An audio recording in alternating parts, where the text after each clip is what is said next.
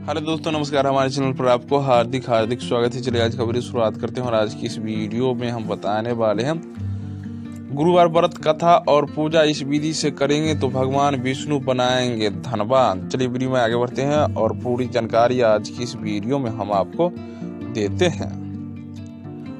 गुरुवार का दिन भगवान विष्णु को समर्पित है। कहते हैं कि जो व्यक्ति हर गुरुवार भगवान विष्णु की पूजा करता है और गुरुवार की कथा सुनाता है, गुरु बृहस्पति की और भगवान विष्णु की कृपा से उनकी सभी परेशानियां दूर हो जाती हैं। लेकिन गुरुवार की व्रत कथा और पूजा के कुछ नियम है जिनका बड़ी ही सावधानी से पालन करना चाहिए। आइए जानते हैं गुरुवार के व्रत कथा और व्रत से जुड़े नियम। गुरुवार व्रत पूजा कथा में कई ऐसी बातें बताई गई हैं जिन्हें मनुष्य को ध्यान पूर्वक अपनाना चाहिए। कहते हैं कि जो व्यक्ति श्रद्धा भाव से गुरुवार को भगवान विष्णु की पूजा करता है और गुरुवार व्रत की कथा कहता है और सुनाता है, उनकी गरीबी और कष्ट को भगवान विष्णु दूर कर देते हैं। जीवन में सुख समृद्धि के लिए गुरुवार के दिन आप भी इस गुरुवार व्रत को सुने या पढ़े। बृहस्पति के दिन सूर्योदय से पहले ही उठे और नियत कर्म से निवृत्त होकर पीले रंग के वस्त्र पहने। इसके बाद पूरे घर में गंगा जल छिड़के। इसके बाद पूजा घर में श्री हरि विष्णु की मूर्ति या चित्र स्थापित करे। फिर पीले रंग के गंध पुष्प और अक्षत बढ़ाएं। इसके बाद चना गुड़ और मुनक्का चढ़ाकर विधि विधान से पूजन शुरू करे। इसके बाद मंत्रोच्चार के बाद बृहस्पति व्रत की कथा पढ़े। यह इस प्रकार से है कि प्राचीन समय की बात है। भारतवर्ष में एक राजा राज्य करता था। वह बड़ा प्रतापी और दानी था। वह नित्य गरीबों और ब्राह्मणों की सेवा सहायता करता था। वह प्रतिदिन मंदिरों में भगवान दर्शन करने जाता था, लेकिन यह बात उसकी रानी को अच्छी नहीं लगती थी। वह न ही पूजन करती थी और न ही दान करने में उनका मन लगता था। एक दिन राजा शिकार खेलने वन में गए तो रानी और दासी महल में अकेली थी। उसी समय बृहस्पति देव साधु भेष में राजा के महल में भिक्षा के लिए गए और भिक्षा मांगी तो रानी ने भिक्षा देने से मना कर दिया। रानी ने कह दिया कि हे साधु महाराज, मैं तो दान पुण्य से तंग आ गई हूँ। इस कार्य के लिए मेरे पति देव ही बहुत हैं। आप ऐसी कृपा करें कि सारा धन नष्ट हो जाए तथा मैं आराम से रह सकूं। साधु ने कहा कि देवी, तुम तो बड़ी अजीब हो। धन और संतान से कौन दुखी होता है?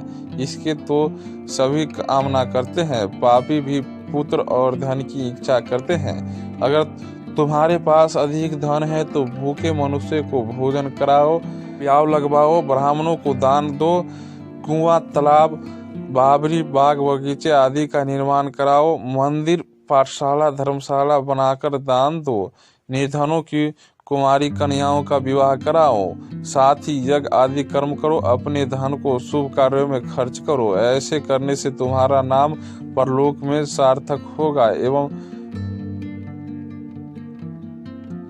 स्वर्ग की प्राप्ति होगी। लेकिन रानी पर उपदेश का कोई प्रभाव न पड़ा। वह बोली, महाराज, मुझे ऐसी धन की आवश्यकता नहीं जिसको मैं अन्य लोगों को दान दूं। जिसके रखने और संभालने में ही मेरा सारा समय नष्ट हो जाए। अब आप ऐसी कृपा करें कि सारा धन नष्ट हो जाए तथा मैं आराम से रह सकूं। साधु ने उत्तर दिया कि यदि तुम्हारी ऐसी इच्छा है तो जैसा मैं तुम्हें बताता हूँ तुम ऐसा ही करना। बृहस्पतिवार को घर को गोबर से लीपना, अपने केशों को पीली मिट्टी से धोना। राजा से कहना कि वह बृहस्पतिवार को हजामत बनाए। भोजन में मांस मदिरा खाना और कपड़ा धोबी के यहाँ धुलने के लिए डालना। ऐसा करने से 7 बृहस्पति में ही आपका सारा धन नष्ट हो जाएगा। इतना कहकर वह साधु महाराज वहां से अंतर्ध्यान हो गए। इसके बाद रानी ने वही किया जो साधु ने बताया था।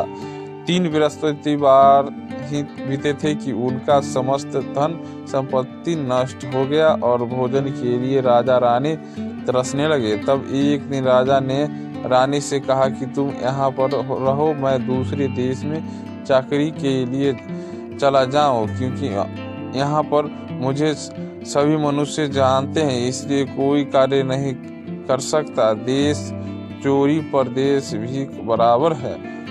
ऐसी कहकर राजा परदेश चला गया। वहाँ जंगल को जाता और लकड़ी काट कर लाता और शहर में बेचता। इस तरह जीवन व्यतीत करने लगा। इधर राजा के बिना रानी और दासी दुखी रहने लगी। किसी दिन भोजन मिलता और किसी दिन जल पीकर ही रह जाती। एक समय जब रानी और दासियों को 7 दिन बिना भोजन के रहना पड़ा तो रानी ने अपनी दासी से कहा, हे दासी, पासी के नगर में मेरी बहन रहती है, वह बड़ी धनवान है, तू उसके पास जा और 5 सेर बेझर मांग कर ले आ, ताकि कुछ समय के लिए थोड़ा बहुत गुजर बसर हो जाए। दासी रानी की बहन के पास गई। उस दिन बृहस्पतिवार था। रानी का बहन उस समय बृहस्पतिवार की कथा सुन रही थी। दासी ने रानी की बहन को अपनी रानी का संदेश दिया, लेकिन रानी की बहन ने कोई उत्तर नहीं दिया। जब दासी को रानी की बहन से कोई उत्तर नहीं मिला तो वह बहुत दुखी हुई। उसे क्रोध भी आया। दासी ने वापस आकर रानी को सारी बात बता दी। सुनकर रानी ने कहा कि हे दासी, इसमें उसका कोई दोष नहीं है। जब बुरे दिन आते हैं तब कोई सहारा नहीं होता। अच्छे बुरे का पता विपरीत समय में ही लगता है। जो ईश्वर की इच्छा होगी वही होगा। यह सब हमारे भाग्य का दोष है। यह सब कहकर रानी ने अपने भाग्य को कोसा। उधर रानी की बहन ने सोचा कि मेरी बहन की दासी आई थी, लेकिन मैं उससे नहीं बोली, इससे वह बहुत दुखी होगी। कथा सुनकर और पूजन समाप्त कर वह अपनी बहन के घर गई और कहने लगी, हे बहन, मैं बृहस्पतिवार का व्रत कर रही थी, तुम्हारे दासी गई, लेकिन जब तक कथा होती है तब तक न उठते हैं और न बोलते हैं, इसलिए मैं नहीं बोली। कहो दासी क्यों गई थी? रानी बोली, बहन, हमारे घर अनाज नहीं था। ऐसा कहते कहते रानी की आंखें भर आई। उसने दासियों समेत 7 दिन तक भूखा रहने की बात भी अपनी बहन को बता दी। इसलिए मैंने दासी को तुम्हारे पास 5 सेर बेझर लेने के लिए भेजा था। रानी की बहन बोली, बहन देखो, बृहस्पति देव सबकी मनोकामना पूर्ण करते हैं। देखो, शायद तुम्हारे घर में अनाज रखा हो। पहले तो रानी को विश्वास नहीं हुआ, परंतु बहन के आग्रह करने पर उसने दासी को अंदर भेजा। दासी घर के अंदर गई तो वहां पर उसे एक घड़ा बेझर से भरा मिल गया। उसे बड़ी हैरानी हुई। उसने बाहर आकर रानी को बताया कि दासी रानी से कहने लगी, हे रानी, जब हमको भोजन नहीं मिलता तो हम व्रत ही तो करते हैं, इसलिए क्यों न इनसे व्रत और कथा की विधि पूछ ली जाए, हम भी व्रत किया करेंगे। दासी के कहने पर रानी ने अपनी बहन से बृहस्पति व्रत के बारे में पूछा। उसकी बहन ने बताया कि बृहस्पतिवार के व्रत में चने की दाल, गुड़ और मुनक्का से विष्णु भगवान का केले के वृक्ष जड़ में पूजन करे तथा दीपक जलाएं और कथा सुने। उस दिन एक ही समय में भोजन करे। भोजन में पीले खाद्य पदार्थ का सेवन जरूर करे। इससे गुरु भगवान प्रसन्न होते हैं, अन्न, पुत्र और धन का वरदान देते हैं, साथ ही सभी मनोकामनाएं पूर्ण करते हैं। व्रत और पूजन की विधि बनाकर रानी की बहन अपने घर लौट आई।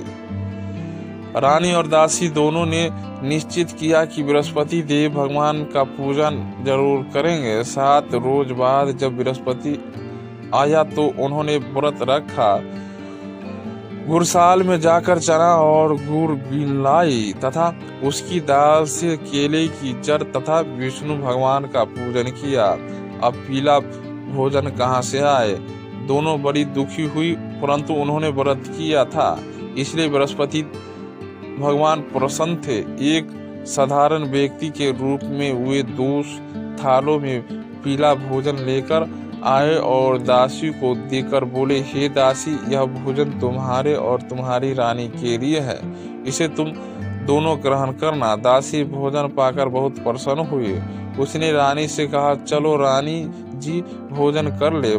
परंतु रानी को भोजन आने के बारे में कुछ भी नहीं पता था, इसलिए उसने कहा कि जा तू ही भोजन कर, क्योंकि व्यर्थ में हमारी हंसी उड़ाती है।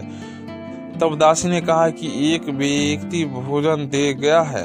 जब रानी ने कहा कि वह व्यक्ति मेरे लिए ही भोजन दे गया है, तू ही भोजन कर, तब दासी ने कहा कि वह व्यक्ति हम दोनों के लिए 2 थालों में सुंदर पीला भोजन दे गया है, इसलिए मैं और आप दोनों ही साथ साथ भोजन करेंगे। यह सुनकर रानी बहुत प्रसन्न हुई और दोनों ने गुरु भगवान को नमस्कार कर भोजन किया। उसके बाद से वे प्रत्येक बृहस्पतिवार को गुरु भगवान का व्रत और पूजन करने लगे। बृहस्पति भगवान की कृपा से उनके पास धन हो गया, लेकिन रानी फिर पहले की तरह आलस्य करने लगी। तब दासी बोली, देखो रानी, तुम पहले भी इस प्रकार आलस्य करती थी, तुम्हें धन के रखने में कष्ट होता था, इस कारण सभी धन नष्ट हो गया। अब गुरु भगवान की कृपा से धन मिला है तो फिर आलस्य होता है। बड़ी मुसीबतों के बाद हमने यह धन पाया है, इसलिए हमें दान पुण्य करना चाहिए। अब तुम भूखे मनुष्य को भोजन कराओ, पियाओ, लगवाओ, ब्राह्मणों को दान दो, कुआं, तालाब, बावड़ी और बाग बगीचे आदि का निर्माण कराओ, मंदिर, पाठशाला और धर्मशाला बनाकर दान दो, निर्धनों की कुमारी कन्याओं का विवाह कराओ, साथ ही यज्ञ आदि कर्म करो, अपने धन को शुभ कार्यों में खर्च करो, जिससे तुम्हारे कुल का यश बढ़े और स्वर्ग प्राप्त हो और पितर प्रसन्न हो। दासी की बात मानकर रानी शुभ कर्म करने लगी, उसका यश फैलने लगा। एक दिन रानी और दासी आपस में विचार करने लगी कि न जाने राजा किस दशा में होंगे, उनकी कोई खोज खबर भी नहीं है। उन्होंने श्रद्धापूर्वक बृहस्पति भगवान से प्रार्थना की कि राजा जहाँ कहीं भी हो शीघ्र वापस आ जाए। उसी रात्रि को बृहस्पति देव ने राजा को स्वप्न में कहा कि हे राजा, उठ, तेरी रानी तुझको याद करती है, अपने देश को लौट जा। राजा प्रातः काल उठा और जंगल से लकड़ी काटने के लिए जंगल की ओर चल पड़ा। जंगल से गुजरते हुए विचार करने लगा कि रानी की गलती से उसे कितने दुख भोगने पड़े। राजपाट छोड़कर जंगल में आकर रहना पड़ा, जंगल से लकड़ी काटकर शहर में बेचकर गुजारा करना पड़ा और अपनी दशा को याद करके व्याकुल होने लगा। उसी समय राजा के पास बृहस्पति देव साधु के वेश में आकर बोले, हे लखारे, तुम इस सुनसान जंगल में किस चिंता में बैठो हो, मुझे बतलाओ। यह सुन राजा ने नेत्रों में जल भर आया। साधु की वंदना कर राजा ने अपनी संपूर्ण कहानी सुना दी। महात्मा दयालु होते हैं। वे राजा से बोले, हे राजा, तुम्हारी पत्नी ने बृहस्पति देव के प्रति अपराध किया था, जिसके कारण तुम्हारी यह दशा हुई। अब तुम चिंता मत करो, भगवान तुम्हें पहले से अधिक धन देंगे। देखो, तुम्हारी पत्नी ने बृहस्पतिवार का व्रत शुरू कर दिया है। अब तुम भी बृहस्पतिवार के व्रत में चने की दाल, गुड़ और मुनक्का से विष्णु भगवान को केले के वृक्ष की जड़ में पूजन करो तथा दीपक जलाकर कथा सुनो। उस दिन एक ही समय भोजन करना, लेकिन भोजन में पीले खाद्य पदार्थ का सेवन जरूर करना। भगवान तुम्हारी सब मनोकामना पूर्ण करेंगे। साधु की बात सुनकर राजा बोला, हे प्रभु, लकड़ी बेचकर तो इतना पैसा भाई नहीं बचता जिससे भोजन के उपरांत कुछ बचा सकूं। मैंने रात्रि में अपनी रानी को व्याकुल देखा है, मेरे पास कोई साधन नहीं है जिससे उसका समाचार जान सकूं। फिर मैं कौन सी कहानी कहूं, यह भी मुझको मालूम नहीं है। साधु ने कहा, हे राजा, मन में बृहस्पति भगवान के पूजन व्रत का निश्चय करो, वे स्वयं तुम्हारे लिए कोई राह बना देंगे। बृहस्पतिवार की दिन तुम्हारी योजना की तरह लकड़ियों के लेकर शहर में जाना, तुम्हें रोज से दुगना धन मिलेगा, जिसे तुम भली भांति भोजन कर लोगे तथा बृहस्पति देव की पूजा का सामान भी आ जाएगा। राजा ने ऐसा ही किया और उसको मनोवांछित फल की प्राप्ति हो गई। इस प्रकार जो भी यह कथा पढ़ता या सुनता है उसके सभी मनोरथ पूरे होते हैं। तो दोस्तों, हमारी आज का जानकारी कैसा लगा? अगर अच्छा लगा हो तो लाइक शेयर और सब्सक्राइब करना ना भूले। पूरा वीडियो देखने के लिए धन्यवाद।